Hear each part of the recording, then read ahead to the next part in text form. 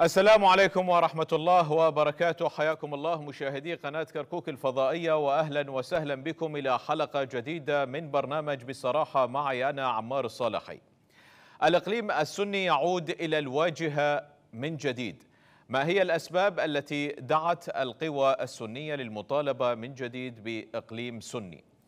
الزعامة السنية التي قد تترأس هذا الإقليم، هل هي ضغوطات سياسية تمارس على القوى والشركاء السياسيين لنيل مكاسب أخرى؟ الإقليم السني يعود من جديد إلى الواجهة، هل هو مطلب شعبي أم هي تحركات سياسية من ورائها مكاسب؟ هذه التساؤلات وتساؤلات كثيرة حول الإقليم السني، وأيضا حول قانونية إنشاء الأقاليم والمطالبة أيضا في محافظات أخرى فيما يخص الإقليم، سوف أطرحها على ضيفي الكريمين الدكتور غازي فيصل مدير المركز العراقي للدراسات الاستراتيجية من العاصمة الأردنية عمان. حياك الله دكتور، وأهلا وسهلا حياك بك الله، يا ضيفا مرحبا. عزيزا علينا في برنامج نعم. بصراحة. وأيضا السيد محمد الساعدي كاتب وباحث في الشأن السياسي من العاصمة بغداد. حياك الله أستاذ حياكم الله استاذ محمد، عمار. واهلا وسهلا بك. اهلا وسهلا بكم، حياكم الله، مرحبا بك. خليني ابدي وياك دكتور غازي. دكتور غازي، نعم. نستشعر على انه كل ازمه سياسيه ممكن تمر نشعر يطرح الاقليم السني من جديد وكانها ممارسه للضغط من القوى السنيه او لأذرع من القوى السنيه تجاه الشركاء الاخرين لنيل مكاسب اخرى. شكرا جزيلا وتحية لجنابك الكريم ولضيفك أستاذ محمد الساعدي من بغداد. نعم، هذا الموضوع من المواضيع أعتقد الجزء جدا مهمة وجدير هذا الموضوع بالمناقشة والتحليل والتفكير العميق، لأنه يمس ويخص الأمن الوطني العراقي، مستقبل العراق، مستقبل الأجيال، مستقبل الديمقراطية، مستقبل دولة القانون، دولة المؤسسات، إلى آخره. يعني أنا أعتقد الدستور يعني اللي بني في 2005 دستور لدولة اتحادية فيدرالية، ونظم هذا الدستور مختلف القواعد التي تتعلق بهذه الدولة الفيدرالية على صعيد السلطات الاتحادية والسلطات الفيدرالية، وأيضا المحافظات اللي تتمتع بنظام اللامركزية الإدارية. لكن مع الأسف يبدو أن القيادات اللي وضعت هذه الدستور واللي موجودة أغلبها ما زالت في السلطة وعلى صعيد مختلف المؤسسات لا تقتنع بالفيدراليات وبالأقاليم، ولا تؤمن بهذا النظام على ما يبدو. يعني ومن هنا ينخلق هذا الإشكال اللي موجود في الجدل والنقاش بين مؤسسات مختلفة في الدولة وشخصيات وأحزاب وبين قوى سياسية أخرى. يعني المادة 118 واضحة جدا في الدستور اللي تتعلق من 116 إلى ما تبعها بتفاصيل الإقليم، تشير يجب تشكيل أو تشريع قانون خلال 6 أشهر، يعني بعد 2005 من إقرار الدستور، لوضع تفاصيل الإجراءات التنفيذية للأقاليم. يعني نعم وأنا دكتور لم دكتور أسمع. دكتور، وهذه هاي المادة بالتحديد هي المادة 119 اللي تخص الأقاليم. لكن خليني أنتقل إلى الجانب الآخر، إلى الأستاذ محمد الساعدي. في نعم. السؤال يطرح نفسه بقوة. أستاذ محمد، نرى أن أغلبية زعامات القوى الشيعية أو من كتب الدستور في بادئ الأمر كانت هي الراغبة في وضع هكذا مادة تخص إنشاء الأقاليم، لكن نراها اليوم هي متخوفة أو مترددة أو تسعى لتغيير هذه الفقرة خوفا من الأطراف الأخرى. نعم، بسم الله الرحمن الرحيم. تحية طيبة لك ولضيفك الكريم دكتور غازي من عمان والمشاهدين الكرام. حقيقة بعودة بسيطة إلى الوراء وتحديدا إلى بعد يعني 2005 2006 نجد أن هناك دعوات مهمة صدرت من قبل قيادات الشيعة كسماحه السيد عبد العزيز الحكيم كان من دعاة اقامه الفيدراليه في جنوب العراق، وكانت ونص عليه كذلك في الدستور، ونصت بماده صريحه تدعو الى اقامه الفيدراليه واقامه الاقاليم في العراق. يعني هذه دعوه صريحه وفعلا كانت موجوده. التخوف اليوم اللي اجى من قيادات الشيعه وقيادات الاطار التنسيقي هي الهدف من اقامه او الدعوه لهذا الاقليم الان. وهذا اولا. ثانيا، الدعوات تمت على يد من؟ هل تمت خصوصا نحن نعلم جيدا ان المكون السني الكريم ينقسم الى 3 اقسام: القسم السياسي وهم السياسيون وقاده السياسه، والقسم العشائري وجمهور الشيعه، يعني الجمهور السني وهو المكون يعني الجمهور. فبالتالي عندما نقف على الدعوات، من يدعو الى اقامه اليوم الاقليم السني؟ ما هي حدوده؟ ما هي مقوماته؟ هذه اسئله كثيره ينبغي الوقوف عندها والاجابه عليها قبل الانطلاق نحو اعداد ركائز او اساسات لمثل هذا الاقليم. اليوم يعني الشيعه نعم بالتاكيد، يعني قيادات الشيعه متخوفه ليس من اقامه هذا النظام وهو منصوص عليه دستوريا، لكن متخوفه من الدعوات التي تقف خلف هذا الاقليم، خصوصا ونحن نعلم جيدا ان قيادات مهمه جدا في داخل المكون السني هي غير راغبه، يعني مثلا السيد الحلبوسي وغير راغب، وقيادات اخرى مهمه لا تريد. بس اكو معلومات سيد محمد، بالعكس يعني معلومات يقول بان الراغب الاكبر قد يكون السيد الحلبوسي، كونه هو من الممكن ان يكون هو زعيم هذا الاقليم، خاصه في المواقف الاخيره مع الاطار التنسيقي، كون اتهم جهات علنيه وصريحه تقف من خلفها ايران حول اقصائه فيما يخص رئاسه البرلمان. طبعا هو غير وارد انه يكون يعني السيد الحلبوسي من دعاة، ولدينا معلومات عن هذا الموضوع. ثانيا، حتى في داخل المكون السني الكريم هناك ضد نوعي للسيد الحلبوسي، لذلك ما ممكن اليوم حتى لو رغب او اراد او رفع الشعار مؤخرا بعد اعتراضه على اقامه الاقليم، بالتالي هناك مكونات اخرى لا تريد له ان يكون هو رئيسا للاقليم. شاهدنا اليوم في قضية المرشح لرئاسة البرلمان هناك من اعترض حتى على ترشيحه لهذا النائب أو ذاك النائب. نعم، خلينا أرجع ويا دكتور غازي.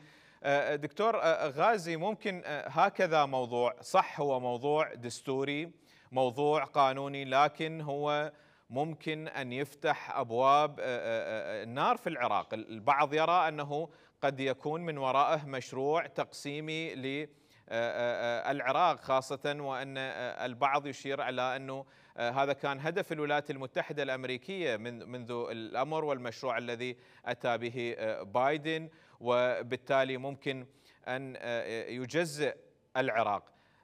شلون تشوف هذا المشروع؟ هل هو بداية لتقسيم العراق أم أنه موضوع إقليم لجهة معينة أسوة بتجربة إقليم كردستان؟ يعني ما تفضلت فيه وتطرحه أنا أعتقد جدا مهم جدا مهم، لأن هناك أطروحات مشوهة لفلسفة وفكرة الأقاليم والأنظمة الفيدرالية وما موجود في الدستور. أنا أعتقد النقاش مع الأسف اللي يدور حول مسألة الأقاليم والنظام الفيدرالي بالعراق هو خارج المواد الدستورية وخارج الفرص التطبيقية الحقيقية اللي موجود في مختلف الدول. الهند دولة فيدرالية عملاقة تضم 1.5 مليار إنسان وما هناك شيء اسمه تقسيم. فرنسا، بريطانيا، أنظمة لا مركزية تقترب من الفيدرالية، ألمانيا فيدرالية، سويسرا فيدرالية، الولايات المتحدة الأمريكية فيدرالية، روسيا فيدرالية، الصين لديها فيدراليات على الرغم من أنها ليس لديها قانون أو دستور لأنظمة فيدرالية، وغيرها من الدول في العالم. النظام الفيدرالي هو في الأساس واحدة من الأنظمة الأساسية لبناء قاعدة للديمقراطية، للنظام اللامركزي، للإدارة الذاتية. وفلسفة الإدارة الذاتية في الواقع موجودة واللامركزية في مجالس المحافظات، لكن الإقليم يتسع لمحافظة ذات سلطة أكبر على صعيد التشريع، رسم السياسات، الاقتصاد، الاستثمارات، لكن كل هذا في علاقة مع السلطات الاتحادية. لا يوجد شيء اسمه تقسيم العراق من خلال الأقاليم، يعني هذه بدعة غير واقعية وتحريف لفلسفة الدستور. الدستور قائم على أساس وحدة العراق وحدة الأرض، سلامة الحدود، اللي هي واحد من المبادئ الأساسية الكبرى في ميثاق دكتور، الأمم المتحدة. عذرا المقاطعة والمداخلة، لكن جنابك الأمثلة اللي ذكرتهم واني استرجع بالذاكرة مع كل رئيس انت استذكرته لهاي الدول، نشعر احنا ما عندنا مركزية، احنا عندنا كتل سياسية، عندنا احزاب متهمة في بعض الأحيان هاي الأحزاب من جهات خارجية، فبالتالي نقارن روسيا بوتين، الصين، الولايات المتحدة، لكن هناك تخوف، بالتالي يقول لك هذا الإقليم راح يكون برعاية جهة معينة، كون أنه هذا الإقليم ما راح يكون على مبدأ وطني وإنما على مبدأ مذهبي أو مذهب قومي، فبالتالي يكون راعي لأطراف خارجية، والعراق يعيش في تشتت الكتل السياسية والآراء. نعم، شوف، يعني من حيث المبدأ القاعدة الدستورية الإقليم دستوري يضمن الحقوق، الديمقراطية، اللامركزية، الإدارة الذاتية. أما إذا كانت هذه الأحزاب ترتبط بعلاقات مع تركيا، مع إيران، مع السعودية، مع أي دولة من دول الجوار أو الخارج، هذه إشكالية أخرى، إشكالية تخص طبيعة سوسيولوجيا النظام السياسي بالعراق، الحركات السياسية، الأحزاب السياسية، الخلل مع الأسف اللي يتعلق بطبيعة تفكير وسياسات وارتباطات هذه الأحزاب المختلفة. هذه مشكلة أخرى. أيضا أنا عندي تحفظ كبير جدا على تسمية الإقليم بالإقليم السني. لا يوجد في الدستور إقليم سني وإقليم مسيحي وإقليم شيعي وإقليم مدري، باستثناء إقليم كردستان اللي نظم على أساس قومي وأفردت له فقرة خاصة في الدستور تتعلق بتشكيل وتأسيس إقليم كردستان اللي بدأ يظهر ويتبلور منذ عام 1991. يعني موضوع إقليم كردستان شيء، وموضوع النظام الإقليمي والأقاليم والفيدراليات في العراق شيء آخر نظم في الدستور. أنا أعتقد اليوم على السلطات التشريعية أن تذهب إلى تشريع قانون يحدد الإجراءات والتفاصيل المهمة لكي لا يحصل هذا اللغط اليوم اللي موجود على صعيد مختلف النقاشات اللي تتعلق بالنظام الفيدرالي وبإنشاء الأقاليم وطبيعتها واختصاصاتها وعلاقاتها وغيرها. لا يوجد شيء اسمه إقليم سني. في ألمانيا لا يوجد إقليم أرثوذكسي وإقليم بروتستانتي وإقليم مدري. هذا يعني هذه تسميات يعني مضحكة في الواقع، تعكس جهل وتخلف. نعم. يعني هي الدعوات اليوم هي تنادي بالاقليم السني. اي بس هذا غلط. هذا غلط، هذا مو صحيح. استاذ محمد، في نقطة رئيسية، ترى مو بس الاقليم السني، نلاحظ ايضا هناك دعوات في البصرة لاكثر من مرة لانشاء اقليم البصرة، فبالتالي لماذا لا يوجد اعتراف من القوى الحاكمة على أقل تقدير بأن هناك أطراف أخرى تشعر بالتهميش، تشعر بالاضطهاد، تشعر بالغبن، وبالتالي تلجأ إلى نصوص قانونية دستورية تضمن حقها، وبالتالي كل منطقة معينة تستطيع من خلال ما موجود بها من كفاءات، من ثروات، أن تدير أمورها بنفسها. طبعا هو الملاحظ استاذ عمار منذ تشكيل العمليه السياسيه منذ عام 2005 واحنا وصعودا الكل كان مشارك، يعني ماكو تهميش، طيني تهميش لاي مكون من المكونات، حتى الاقليات كانت حاضره في تشكيل الحكومات وفي كتابه الدستور. هذه الاقليات ربما في فتره ما كان المكون السني غير حاضر في كتابه الدستور في كذا كذا، لكن بالتالي في تشكيل الحكومات اليوم هم موجودين في كل الحكومات. فاذا اين التهميش؟ هسه هي ربما حدثت مشكله بقبل رئاسه البرلمان والسيد الحلبوسي ورئاسته والاشكاليات التي حدثت معه وعليه، وصار الخلاف، انتقل الخلاف من خلاف في داخل المكون الى المكونات الاخرى. بالتالي قضيه التهميش اعتقد فيها نوع من المبالغه، ليس هناك تهميشا للاخوه من المكون السني بحضور نواب، بحضور وزراء، بحضور يعني قوى سياسيه حاضره في كل الاجتماعات، في كل المؤتمرات التي تقام. اليوم هم حاضرين كوزراء، كنواب، كلجان، حاضرين في كل مكان، الدرجات الخاصه حاضرين بها، يعني هذا وجودهم موجودين في كل مكان. بالتالي أين الإشكالية سيد محمد؟ جنابك في أكثر من مقال يعني تابعت جنابك في أكثر من مقال تقول وكأنما هي أزمة هوية وطنية لدى المكون نعم نعم. السني. شوف، ما يعني حقيقة ما يعني نقطة ضعف تشكل على أو نستشكل بها على الأخوة في المكون السني هي يعني عدم وجود قيادات سنية، عفوا قيادات سياسية أو قيادات دينية. ظهر منذ عام 2003 إلى اليوم عدة قيادات، وقيادة تستنسخ قيادة، وقيادة تظهر بعدها قيادة. هذا جانب جدا مهم ما جعل المكون السني يظهرون بعدة ألوان وبعدة قوى وبعدة رؤوس. يعني اليوم عندما أتناقش مع السنة لا أعرف مع من أتناقش لكثرة القيادات ولكثرة الرؤوس التي ممكن أن نتناقش بها. ظهر لاعب آخر في المكون السني وهم العشائر، أصبح لهم تأثير قوي ومؤثر في داخل القرار السني والعشائري.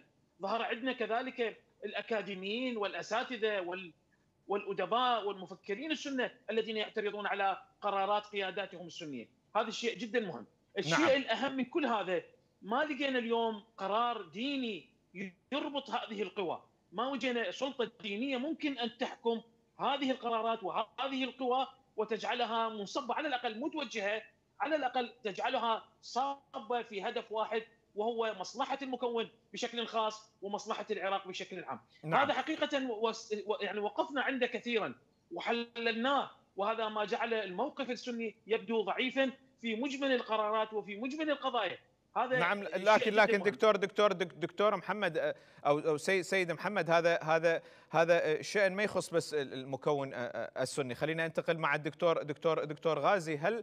هل من الممكن دكتور غازي بأنه أزمة الهوية الوطنية لدى المكون السني أو المكون السني ممكن أن نقول ليس لديه مرجعية دينية موحدة، مرجعية سياسية موحدة، فبالتالي يكون أحد أسباب إقامة الأقاليم أو تخوف الطرف الآخر بأن يكون هناك تدخلات خارجية أو مساعي لتقسيم العراق؟ في حين رأيك دكتور غازي، هل توجد قيادة سياسية شيعية موحدة أو مرجعية شيعية موحدة الآن في العراق؟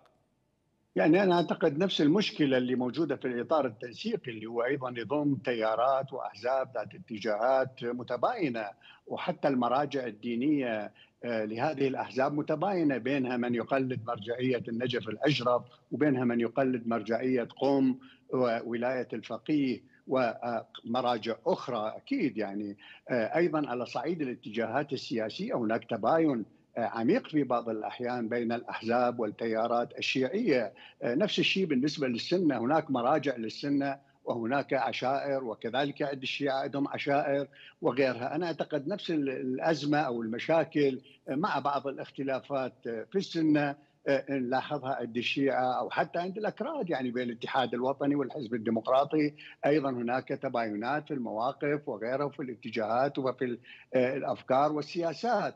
هذا الشيء موجود عموما. أنا أعتقد إذا نروح إلى مناقشة هذا الموضوع الحيوي حول الفيدرالية، مناقشة مذهبية، نتحدث عن سنة وشيعة، نقع في فخ يعني غير ملائم في النقاش. والبعض يحاول أن يجر الأمور إلى هذه الأمور، بالتالي لا حتى لا تكون لا هناك مساعي لتقسيم، ولكنه في الحقيقة هو النظام الفيدرالي. البعض لا يفرق ما هو النظام الفيدرالي وما هو الإقليم وما هو التقسيم ومحاولة الخلط بينهما.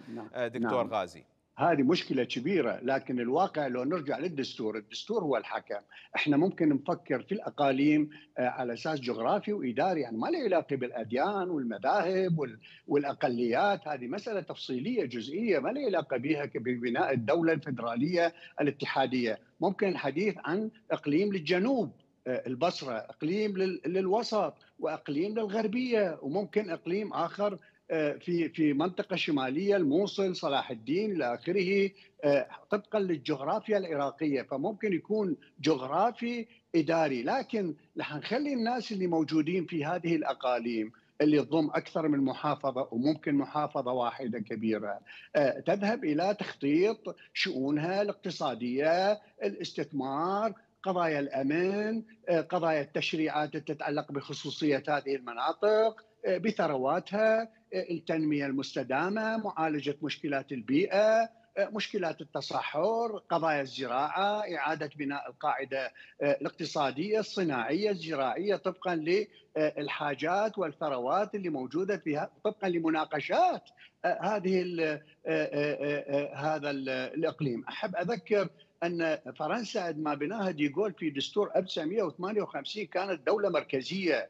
عندما جاء ميتيران في 1982 حول الكثير من الصلاحيات اللي موجودة في الدولة في السلطات المركزية إلى اللامركزية، إلى الأقاليم، على الرغم أنه فرنسا ليست دولة فيدرالية حتى يومنا هذا، لكن الفلسفة أن المدن، الأقاليم، القرى هي تستطيع أن تدير شؤونها وتخطط اقتصاديا للمشاريع الزراعية، قضايا الصناعة، قضايا البيئة، افضل من ما الدوله المركزيه. راح ارجع وياك دكتور حول هاي النقطه حتى نعم نحتاج لانه البعض ما قاعد يفرق دكتور غازي بانه انا صرت اقليم يعني انفصلت. ما قاعد يفرق شنو صلاحيات الإقليم أو الجميع يكون تحت خيمة الوطن. لكن خلينا أنتقل مع السيد محمد الساعدي. سيد محمد، قد تكون موضوعة الإقليم السني هل تراه هو مطلب شعبي أم هي تحركات سياسية؟ هل لا بالتأكيد توجد نفس النوايا لدى قد يكون بعض المكون الشيعي، وعلى مثال الإقليم البصري ودائما ما نرى أن البصرة تطالب بالإقليم؟ هل موضوع الأقاليم هو موضوع سياسي أم بات هو مطلب شعبي؟ أنا قلت قبل قليل هناك تقسيمات للمكون السني، هناك القوى السياسية وهناك القوى العشائرية وهناك الجمهور اللي هو منعزل عن هذه القوى. هذا شيء جدا مهم. اليوم المطالب تصدر منين؟ تصدر من بعض القوى السياسية، وليس كلها. وهناك أصوات ترتفع من قبل بعض الشخصيات التي هو منتقدة أو هي مستفزة دائما، وتدعو إلى ضرب النظام، الانعزال عن النظام، تدعو إلى الطائفية، وهذه مش موجودة في كل وسائل الإعلام.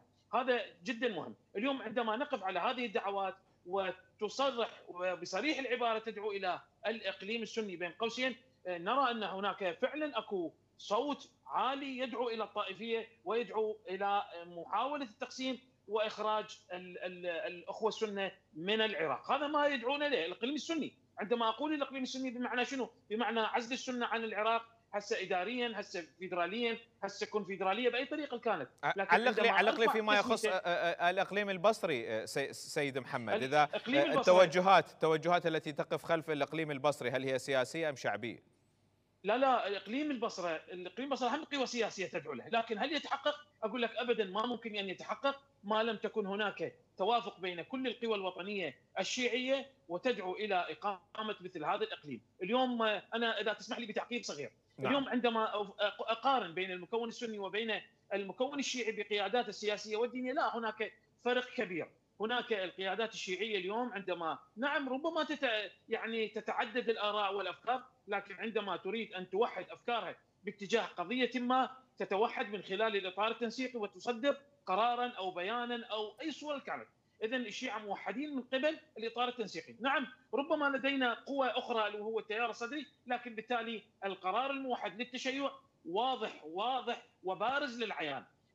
نرجع إلى القيادة، لا، القيادة الدينية واضحة وهي موجودة، وباسم مرجعية النجف الأشرف وباسم سماحة الإمام السيد السيستاني. اليوم ما ممكن الخروج عن هذه الجهتين أو عن هذه الطريقين بالنسبة للتشيع.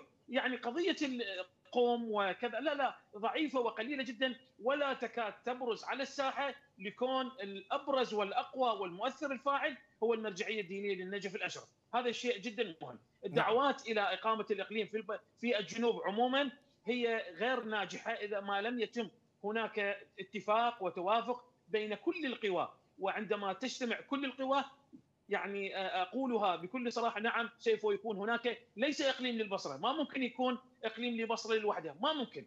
اليوم الدعوات عندما أريد أن أكون إقليم للجنوب يكون حدودا من جنوب بغداد وانتهاء بالفاو. هذا هو الإقليم الموحد اللي يسمونه إقليم الجنوب. نعم. ما خليني انتقل بالسؤال الدكتور غازي. دكتور غازي، طرح سيد محمد فد موضوع يقول ما ممكن يكون اقليم بصري وانما اقليم من جنوب العراق لهذا. طيب الدستور كفل لاكثر من محافظه، وكانما هناك اختزال لاراء بعض المحافظات او اختزال لاراء بعض الشارع الجنوبي الذي قد ينادي في محافظتين او ثلاثه دون الاخر. هل اليوم الكتل السياسيه او الاحزاب السياسيه تحاول أن تضطهد أو تلغي أي مشروع ممكن أن يقوم لمحافظتين أو أكثر فيما يخص الأقليم، وبالتالي يجب أما أن يكون أقليم خاص بالجنوب بشكل عام دون محافظتين أو ثلاث؟ يعني أنا أعتقد يبدو من خلال الخطاب، خطاب الإطار التنسيقي الشيعي، تذهب أغلب هذه الأحزاب للميل نحو المركزية في الحكم وفي الإدارة وفي التوجيه وفي التدخل في شؤون المحافظات إلى آخره. أنا أعتقد طالما الدستور يشير بوضوح أن بإمكان محافظة واحدة أو عدد من المحافظات الذهاب إلى تشكيل إقليم، وحدود الإقليم الإدارية السياسية الاقتصادية موضحة وواجباته إلى آخره، فأنا أعتقد هذا حق دستوري. يعني لا يجوز إلغاء باجتهادات ذاتية من قبل الأحزاب إلا بعد تغيير أو تعديل الدستور، وهذا غير ممكن يعني في الواقع، لأن الدستور العراقي من الدساتير الجامدة التي يصعب تعديلها. إذن هذا يعني مسألة الأقاليم اللي موجودة في الدستور، الفدرالية اللي موجودة في الدستور، هي لتنظيم العلاقات بين السلطات الاتحادية. العراق في بعد 2003-2005 دولة اتحادية وليس دولة مركزية. هذه الدولة الاتحادية تضم فدراليات، هذه الفدراليات ذات طبيعة إدارية سياسية تنسجم مع النظام بصورة عامة، لكن هي مو على مود نسوي والله إقليم بالجنوب لازم الكل يتوافق والأحزاب كلها تتفق والعشائر تتفق والمدري منو يتفق. هي مسألة دستورية. أكو هناك قوى سياسية في البصرة، في العمارة، في الناصرية، في الحلة، في غيرها، يعني أكيد هي جزء من النسيج الاجتماعي والسياسي. وإذا ارتأت أنها تذهب إلى إقليم للجنوب وإقليم للوسط وإقليم للغرب، عادي تروح هذه القوى. أما واحد عجبه يقول سني، لا يوجد في الدستور إقليم طائفي على الإطلاق، ولا يوجد في الدستور إقليم شيعي ولا مسيحي ولا أي شيء كان. إقليم جغرافي. يعني نتذكر بالأيام الدولة العثمانية شنو اللي كان؟ ولاية البصرة، ولاية الموصل، ولاية بغداد. لا كان اكو شيء اسمه العراق، ولا كان اكو اسمه محافظة كذا، ولا شيعة ولا سنة، ولا هو ولايات ترتبط مباشرة بالسلطات الاتحادية. دكتور، ترى ان هناك نوع من التهميش السياسي للمكون السني او حتى للبصرة. هذا غير موضوع. نعم هذا غير موضوع. فبالتالي من حقها تقول لك انا الجا الشيء قانوني، ليش الجا لطرق اخرى؟ عندي فقرة قانونية تكفل لي ان اضمن حقوقي بها واريد امارسها، ليش انت تمنعني من هاي الحقوق؟ شوف، الخطاب الشيعي من 2003 اليوم هو الذي أسس إلى رد فعل عند الخطاب السني. ما كان عندنا بالعراق قبل 2003 خطاب شيعي وخطاب سني وخطاب طائفي. الكل عراقيين والكل مسلمين. ما كان يقدر الشيعي يقول أنا شيعي، ما كان يقدر يقول لا والله العظيم لا. أنا ابن جاهل، ما يخاف. وأنا ابن من ما حد كان يقدر يقول أنا شيعي والله. شوف أريد أقول لك أستاذ محمد، أنا نشأت برغبة خاتون بيها كانوا خلف السدة، نشتري منهم القمر، نحبهم، يطبون ببيوتنا، يأخذون مي. أصدقائنا بالمدرسة شيعة وسنة ومسيحيين وأرمن وتركمان وكراد وأشكال وألوان. دكتور والله العظيم هذا غير موضوع. عندنا راحت مفكرينا، هذا عندنا الجرائم الأخطاء. شوف، الجرائم والأخطاء اللي ارتكبتها الأنظمة ندينها، أكيد نتفق على إدانتها، لكن تقول لي العراقي طائفي بطبيعته، أقول لك لا، كنا واحد يحب الله، متعايش. نعم احنا كنا واحد يحب الله. نعم دكتور. نعم نعم. عذرا دكتور المقاطعة، لكن خلينا ارجع بالسؤال للسيد محمد. سيد محمد، يعني بصراحة خلينا نحكي، هل هناك تخوف لدى قوى الإطار أو القوى الشيعية من أن موضوع الأقاليم أو إثارة الإقليم سواء بالبصرة سواء الإقليم السني أو المنادات هو لسحب البساط من تحت سلطاتها؟ لا، الاطار التنسيقي هسه احنا خلينا نتحدث اليوم عن القوى عندما نتحدث عن القوى الشيعيه السنيه والكرديه، لا، الاطار التنسيقي اليوم اطار يحكمه، يعني يحكم الدوله، يحكم الحكومه، يشكل الحكومات المتعاقبه بكونه يملك الاغلبيه في داخل مجلس النواب، بالتالي هو متمكن تماما سياسيا ومتمكن كذلك من القرار السياسي والسيادي في داخل البلد. لكن التخوف منين استاذ عمار؟ واحكي لك اياها بصراحه، نعم. من الاصوات المناديه للاقليم. هسه اي اقليم، ربما انا اتفق يعني هاي الفكره خليني اقاطعك عليها. هاي الفكره بانه الاطار الشيعي هو من يحكم العراق، الاطار الشيعي هو من المسيطر على العراق، هذا يثير حفيظه الاخرين. يقول لك انت تقول نحن من طيب ليش ما تقول مع بقيه الشركاء؟ انت قاعد تلغيني، انت قاعد تمارس علي دور المكون الاكبر. لا استاذ عمار، انا قصدي يمتلك الاغلبيه في داخل قبه البرلمان ويشكل نعم. الحكومات، مو يسرق القرار، لا ابدا، بدليل انه اليوم الاخوه السنه في محافظاتهم من خلال مجالس المحافظات، من خلال المحافظين، كذلك هم في داخل الدوله من خلال الوزراء، من خلال الدرجات الخاصه، من خلال اللجان مال البرلمان، ابدا ماكو اقصاء. لو كنا اقصاء ما كانوا اليوم موجودين ويانا شركاء في العمليه السياسيه وفي القرار. اليوم اكو عندنا ائتلاف اسمه ائتلاف اداره الدوله، وهو نعم. مشكل من قبل الشيعة والسنة والأكراد، هم يقودون الدولة. إذن أين التهميش وأين الإقصاء وأين محاولة الإبعاد ومحاولة الإقصاء المكونات الأخرى؟ أبدا ماكو شيء. لكن أنا أتحدث عن المكون الأكبر في داخل العراق نعم. واللي هو يمتلك الأغلبية في داخل قبة البرلمان، هذا هو اللي أقصده. عندما اليوم أنا أريد أشكل إقليما أي بتسمية كانت، أحتاج إلى مقومات. اليوم أنا وين حدوده؟ من يمتلك القرار؟ من يعني ارتفع صوته؟ الدعوات اللي تنادي بالاقليم من هي؟ هذا ينبغي الوقوف عنده. اعتقد يعني وكمراقب مشاهد متابع لكل التصريحات، اعتقد انه وراء اهداف هي مو سياسيه، لا تريد اولا لوحده العراق ان تبقى موحده، ولا تريد القرار السياسي ان يبقى موحدا بين كل المكونات، بل ربما تكون وراها نوايا غير نظيفه وغير شريفه، وتدعو نعم. الى محاوله نعم. اقسام ومحاوله الفصل بينها وبين العراق كوضع عام. بالتالي انا اقف عند الدعوات واقف عند الشخوص التي تدعو لاقامه هذه الاقليم وباسماء طائفيه حقيقه غير مرغوبه وغير لائقه. اليوم احنا عندما يدعو شخص او تدعو قوى الى اقليم، لم يكن هناك دعوات باقامه الاقليم البصره الشيعي ولا اقامه الاقليم الشيعي الجنوب الشيعي، لا ماكو شيء. عندما تدعو هذه القوى الى اقليم البصره، اذا هذه الدعوات ينبغي الوقوف عندها. عندما تدعو الى اقامه الاقليم السني وحددت حدوده، احنا عندنا استاذ عمار عندنا مشتركات دياله حسمت انها للمكون السني بدليل الانتخابات، وكذلك مجالس المحافظات حددت من هي القوى الاكبر. اليوم القوى الاكبر من خلال انتخاب المحافظ من هي الموجوده الاغلبيه في داخل المحافظه في نعم. بغداد. نعم، خليني اخذ تعقيب اخير من دكتور غازي قبل الختام. اذا اسمح لي بربع دقيقه. نعم تفضل. بغداد اليوم الملاحظ عليها، وانا لست هنا ادعو الى طائفيه وكذا، لا ابدا اعوذ بالله، لكن انا يعني احكي بواقعيه. اليوم عندما اتحدث عن بغداد، دليل ذاك اليوم في 10 من المحرم عزلت بغداد تماما وقفلت محلات العالم وكلها عزلت ووقفت وسكتت عند ذبح الامام الحسين في يوم 10 من المحرم.